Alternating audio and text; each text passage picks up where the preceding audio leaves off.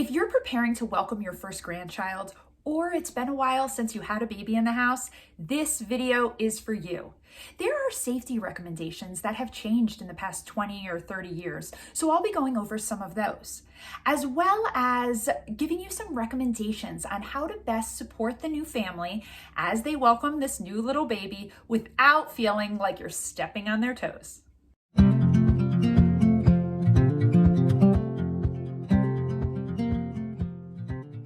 So I've done this workshop live several times, and as much as I love chatting with all of you grandparents to be, I wanted to make it more convenient for you to get this must-know information before your grandbaby arrives. So here it lives on YouTube. Before we go any further, let me introduce myself. My name is Valerie Trumbauer. I am a postpartum doula and a certified lactation counselor. This means that I have spent years working in the homes of new families in the weeks and months after their baby arrives. I'm also the creator of New Parents Academy. For lots of must-know baby info, follow me on Instagram at New Parents Academy. My online courses, Expecting 101 and Expecting 101 You're Adopting, have helped over 1,000 people prepare for life with their new babies. Tell your kids about my courses. They're both broken down into chapters so that all of this important information doesn't feel overwhelming. I like to think of it as a roadmap to preparing for and welcoming your new baby. Okay, so we're ready to get started. I don't know about you, but I love having visuals when I'm learning something. So we're going to do this presentation style so that you have slides to follow along. Here we go. Okay, let's jump right into what I call the newborn refresher. I'm going to touch on things here that you might have forgotten in the last 25 or 30 years and guidelines that might have changed since you had kids. So let's go ahead and get started. Okay, number one. Crying is the baby's only form of communication. I explain it to new parents this way. It's as if the baby is born speaking a different language. If you're listening to this and watching right now, you likely speak English. Your little grandbaby is going to be born fluent in crying. But keep in mind that the baby is just communicating the only way that he knows how. This can be difficult for new parents and new grandparents because we often associate crying with pain. But for a baby who only communicates through crying, that crying could be anything. This is important because crying often adds stress to new parents. So as grandparents, one of the most helpful things that you can do to build the confidence of new parents is to help them to remember that their baby is just getting his point across in his native language. Your encouragement can make a huge difference.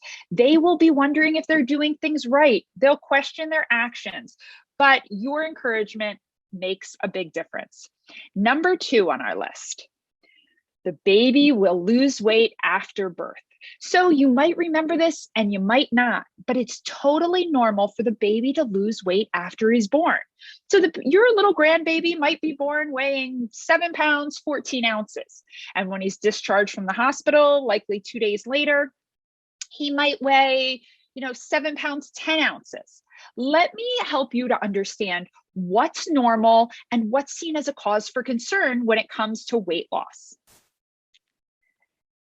The pediatrician or the doctor at the hospital will let the parents know what they are comfortable with, but they typically don't want the baby to lose more than 7 to 10% of their birth weight. And usually the pediatrician does not want to see weight loss after the baby is 4 days old. So again, if in those first few days the baby's weight is going down, that is not necessarily a reason for concern. It's after day 4 that you really don't want to see weight loss. And the pediatrician generally wants the baby to be back to her birth weight by the time she is 2 weeks old. I include this information so that you're not surprised if you hear weight loss mentioned, and also because it helps to understand number 3 on the list.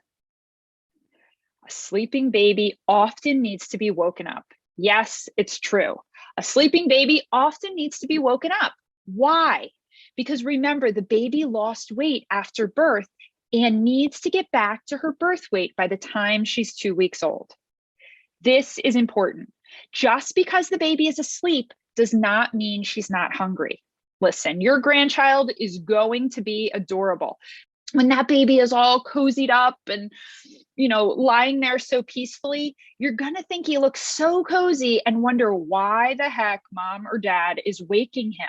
We cannot depend on a newborn baby to eat when she needs to gain the weight she needs, because babies lacking the calories to thrive are often sleepy babies. So how will the new parents know when to wake the baby? When they leave the hospital, they'll likely be told to feed the baby every 2 to 3 hours, or when she's showing cues that she's hungry. This doesn't mean that every time the baby cries, she should be fed. I cover what all those cues are and, what they should be looking for when the baby's crying to determine what's going on. I talk all about that in my online courses. But here, what I wanted to help you to understand why they keep waking this adorable sleeping baby.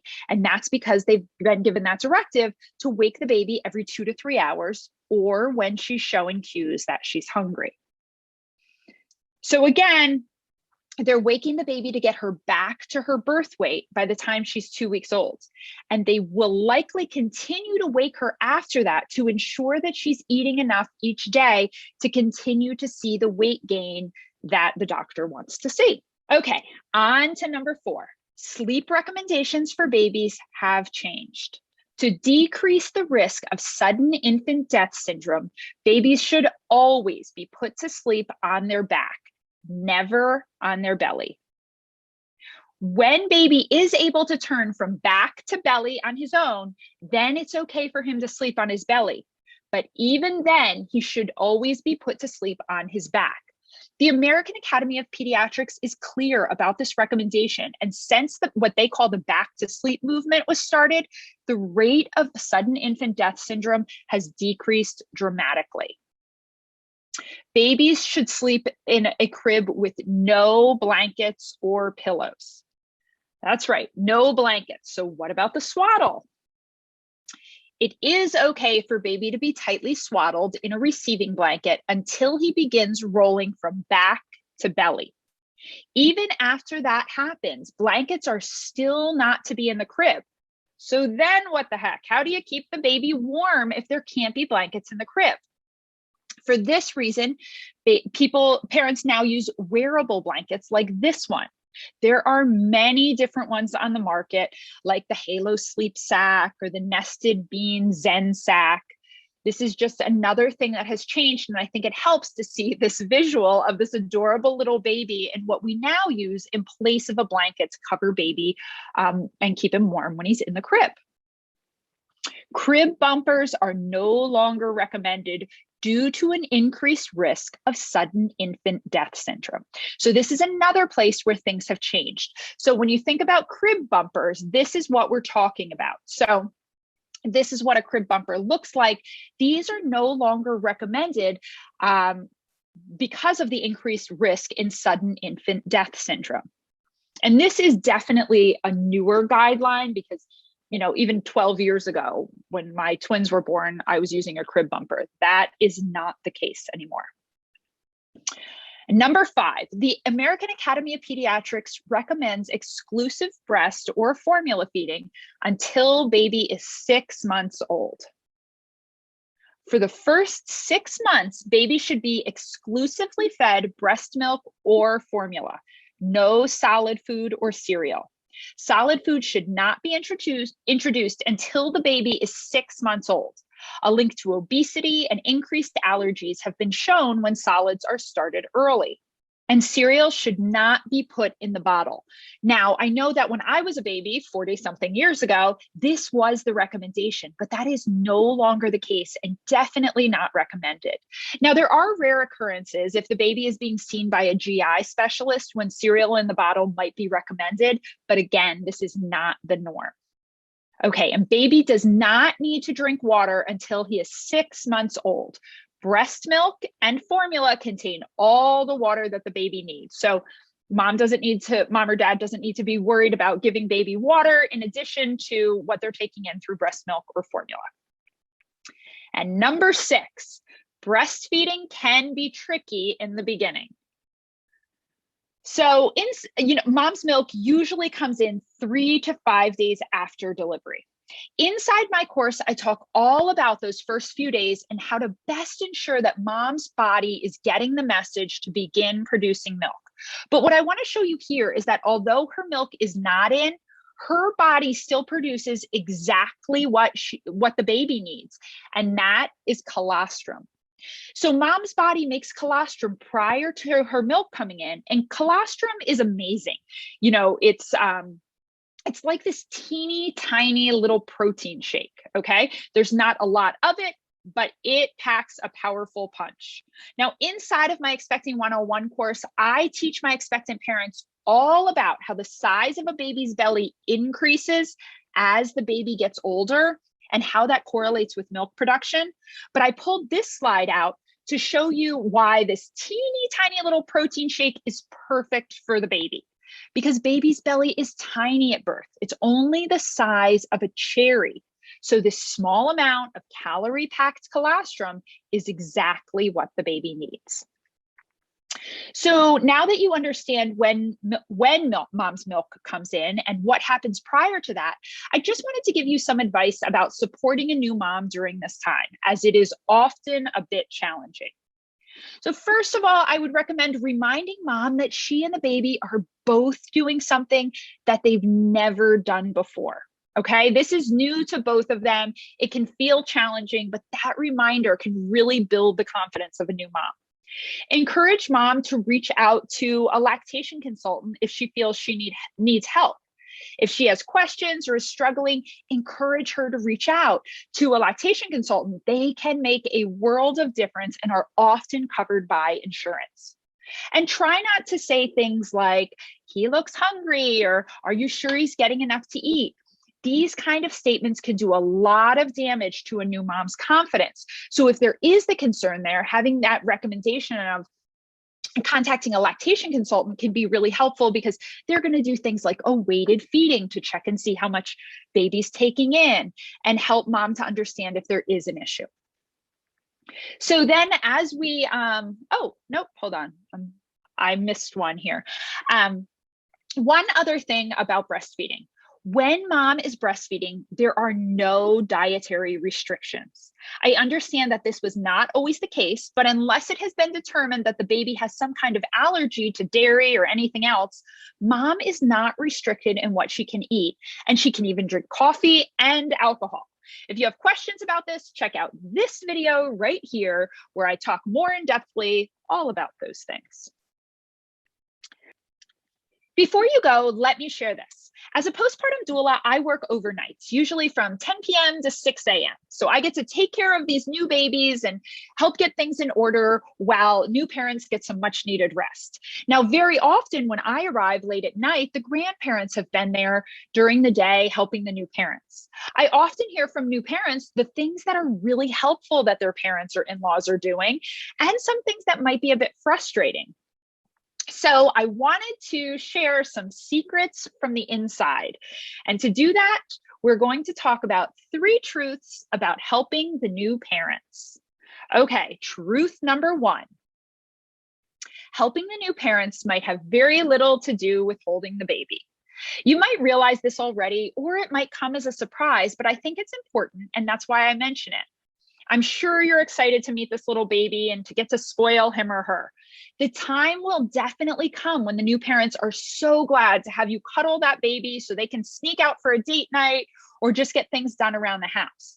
But in those first few weeks, they are trying to get to know their baby, to understand his or her cues, as well as operate on little sleep. The best help you can give might be to throw in a load of laundry, fold what's in the dryer, or run out to the grocery store to grab whatever they need. By doing this, you are taking to-dos off of their list, which is a tremendous help and leaves them more time to get to know their baby or even to take a nap. Okay, truth number 2. Having the new parents make a list is helpful. This is the solution to the number 1 complaint I hear new moms mention about their parents or in-laws.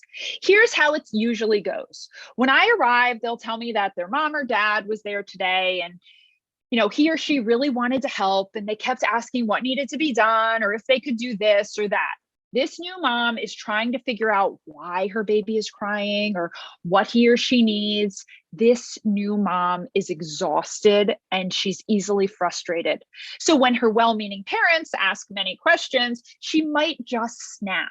And she doesn't mean to. And often by the time I get there late at night, she feels so bad for doing so. One workaround for this that I found is to have the new parents make a list, an ongoing to-do list. It doesn't mean this is a grandparent's to-do list. It's just a list of things that need to be done. That way, when you're there, you can take a look at the list. Maybe they have a return that needs to go back to Target and you're happy to swing by there on the way home. Maybe the plants need to be watered or they need dinner started. By having this list, you can pick and choose if you'd like to help in some way without feeling like you're bombarding them with questions. Okay, and number 3, I know it might sound a little harsh, but we're at the end here. We're pretty much friends at this point, right? So here it is, their baby, their rules. As new parents, your kids might do things that you think is just crazy. But the reality is they make the rules. Your son or daughter might do something like ask you to take off your shoes as soon as you walk in the house. They might, you might insist that the baby's cold and they're saying that the baby's temperature is totally fine. They might ask you to get certain immunizations before you can be near the baby. And these are just a few examples. There could be other things that seem totally nuts to you. I assure you, they're doing the best they can in making the decisions that they think are the right ones. But you being supportive helps build their confidence as a new parent. And that is such a gift. Before we go, let me say congratulations. The fact that you've taken the time to watch this video speaks to what an amazing grandparent you're going to be. Can I ask a favor? If you found this video to be helpful, I would love if you would tell all of your friends who are preparing for life as grandparents. To do that, you can click the share button below and share that link either in a text, on social media, or in an email, just to help spread the word about this video. And don't forget to follow me on Instagram. I'm always sharing must-know baby info to soothe and care for that new little baby in your life.